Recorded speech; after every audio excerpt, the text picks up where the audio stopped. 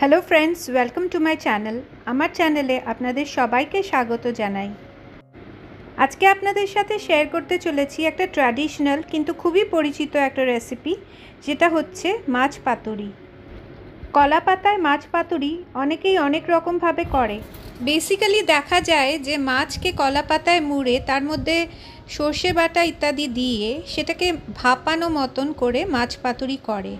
তবে যেই মাছ পাতুরিটা আমি বানাতে চলেছি সেটা আমার মা আর দিদার কাছ থেকেই শেখা। তারা যেমনভাবে করতেন সেইভাবেই আমি আজকে করে দেখানোর চেষ্টা করছি। প্রথমেই যেই জিনিসটা লাগবে সেটা হচ্ছে কলা পাতা। পাতাগুলো কেনার সময় এটা খেয়াল রাখতে হবে যে পাতাগুলো যেন একটু বড় সাইজের হয়, আর তাছাড়া ছেঁড়া ফাটা যেন একদমই না হয়। রান্নাটার জন্য বড় সাইজের 3 থেকে 4টে কলা পাতার জোগান রাখতে হবে। সেটা কেন আমি পরে দেখাচ্ছি। যেমনি যেমনি রান্নাটা প্রগ্রেস করবে সেমনি আপনারা দেখতে পাবেন কেন অনেক কলা পাতার প্রয়োজন হবে। এই রান্নাটা লোহার তাওয়াতেই করা দরকার। তাওয়া নির্বাচন করার সময় যেই তাওয়াটা মাঝখানটা ঢালু সেই রকম তাওয়াই আপনারা ব্যবহার করবেন। রান্নাটার জন্য আমি তেলাপিয়া মাছ নিয়েছি, কিন্তু আপনারা চাইলে রুই, কাতলা, ভেটকি জাতীয় মাছ দিয়েও এটা করতে পারেন। মাছ নির্বাচন করার সময় আপনারা এমন মাছ চুজ করবেন যার নিজস্ব কোনো ফ্লেভার নেই। যেমন চিংড়ি মাছ বা ইলিশ মাছটা অ্যাভয়েড করাই ভালো, এটা আমার নিজস্ব মতামত। মাছগুলোর সাইজগুলো একটু বড় ছিল, তাই জন্য আমি অর্ধেক করে কেটে নিয়েছি। যদি মাছের সাইজ খুব বড় না হয় তাহলে গোটা রেখেও এই রান্নাটা করা যেতে পারে। প্রথমেই মাছের গায়ে নুন, হলুদ আর একটুখানি লঙ্কা গুঁড়ো ভালো করে মিশিয়ে এটাকে ম্যারিনেট করে রেখে দিতে হবে।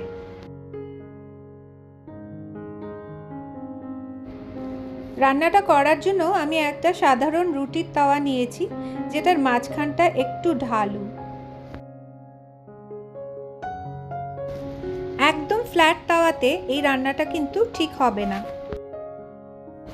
এবার দেখা যাক আসল রান্নাটা আমি কিভাবে করছি। মশলার জন্য আমি 3টে বড় সাইজের পেঁয়াজ নিয়ে নিয়েছি, আর গ্রেটারে যে বড় ফুকোগুলো আছে ওই দিক দিয়ে আমি পেঁয়াজগুলো গ্রেট করে নেব। এই রান্নাতে পেঁয়াজ বাটা কিন্তু দেওয়া যাবে না। সবকটা পেঁয়াজ আমি এইভাবে গ্রেট করে নিয়েছি। এবার এই গ্রেট করা পেঁয়াজটা মাছের মধ্যে ভালো করে মেখে রেখে দিতে হবে। এই একই সাথে দিয়ে দিতে হবে 2 টেবিল স্পুন মতো আদা বাটা। এরপরে এর মধ্যে দেব 1 চামচ লঙ্কা গুঁড়ো। ঝালটা আপনারা যে যার মতো নিজে বুঝে দেবেন। এই সমস্ত মশলার সাথে এবার দিয়ে দিতে হবে 1 কাপ মতো সর্ষের তেল। মশলাগুলো ভালো করে সব মাছের গায়ে মেখে দিতে হবে।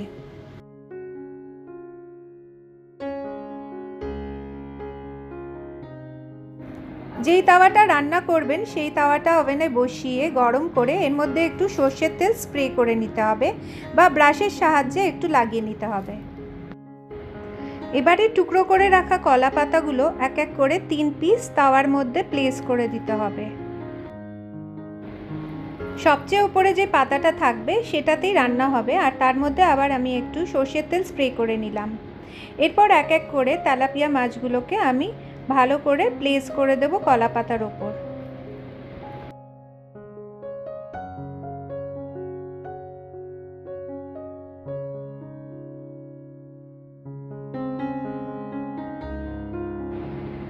যেই মশলাটায় ম্যারিনেট করা ছিল সেই পুরো মশলাটা মাছের গায়ে ছড়িয়ে দিতে হবে। এরপরে আবার দিয়ে দিতে হবে প্রায় আধা কাপ মতো সর্ষের তেল।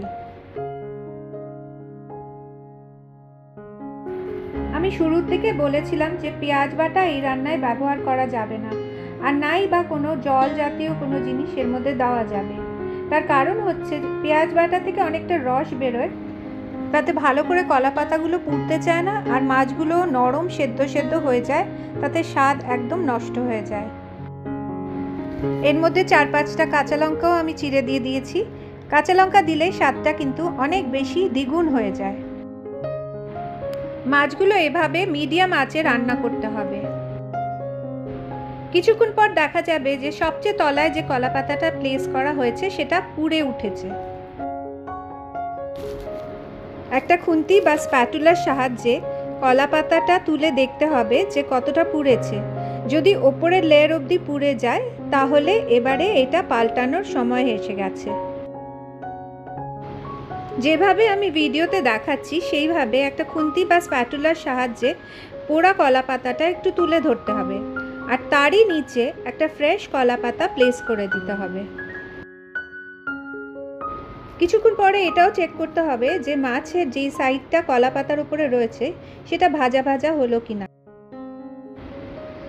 চেক করে যদি দেখা যায় যে মাছের এক পিঠটা একটু পুড়ে পুড়ে উঠেছে তাহলে এবার নেক্সট স্টেপে যেতে হবে।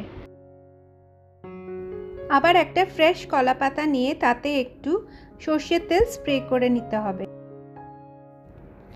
পাতাটা দিয়ে মাছগুলো ঢেকে তার উপর একটা স্টিলের থালা বা প্লেট উপর করে দিতে হবে। এবারের কাজটা বেশ ট্রিকি আর খুব সাবধানে করতে হবে। প্লেটের উপর তাওয়াটা পুরো উল্টে দিতে হবে মাছ সহ।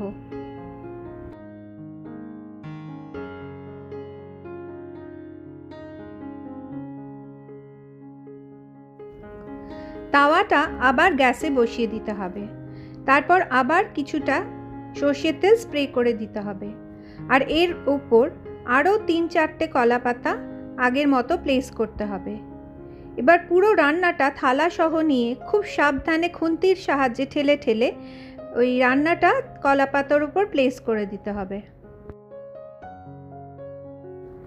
এবারে পুড়ে যাওয়া কলা পাতাগুলোকে সরিয়ে দিতে হবে, আর এরকমই মধ্যম আঁচে রান্নাটা আবার হতে দিতে হবে যতক্ষণ না আবার কলা পাতাগুলো পুড়তে শুরু করে।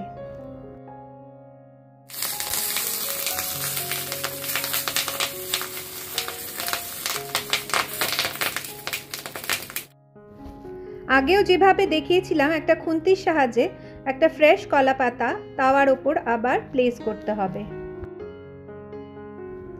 এভাবে বেশ কিছুক্ষণ রান্না করার পরে দেখা যাবে যে তেলটা বেরিয়ে আসছে আর মশলাটা প্রায় রান্না হয়ে এসছে।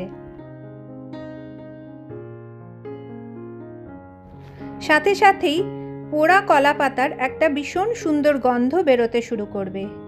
যখন দেখা যাবে এই পিঠটাও ঠিক ওরকমই একটু পোড়া পোড়া ধরেছে তখন মাছগুলো নামিয়ে নিতে হবে। আগেকার দিনের মানুষরা একটা রান্নার পেছনে অনেকটা সময় দিতেন, কিন্তু আজকাল বিজি লাইফে আমাদের এইসব রান্না প্রায় করা উঠেই গেছে। কিন্তু একবার এইভাবে মাছটা যদি রান্না করে আপনারা দেখেন তাহলে আমি গ্যারান্টি দিয়ে বলবো যে এই মাছটা বারবার রান্না করতে ইচ্ছে করবে। গরম গরম ভাতের সাথে মাছের এই পোড়া পাতুরির রেসিপিটা সার্ভ করুন। রান্নাটা আপনাদের কেমন লাগলো আপনারা অবশ্যই কমেন্ট করে জানাবেন। চ্যানেলটা যদি সাবস্ক্রাইব না করে থাকেন তাহলে আমি রিকোয়েস্ট করব যে আপনারা অবশ্যই আমার চ্যানেলটা সাবস্ক্রাইব করবেন, যাতে ফিউচারে এরকম আরও ভিডিও রেসিপিস দেখতে পারেন, আর পাশে থাকা বেল আইকনটা প্রেস করে দেবেন। আজ বাস এতটুকুই। আবার ফিরে আসবো একটা এরকমই ইউনিক রেসিপি নিয়ে। ততদিন আপনারা সবাই ভালো থাকবেন।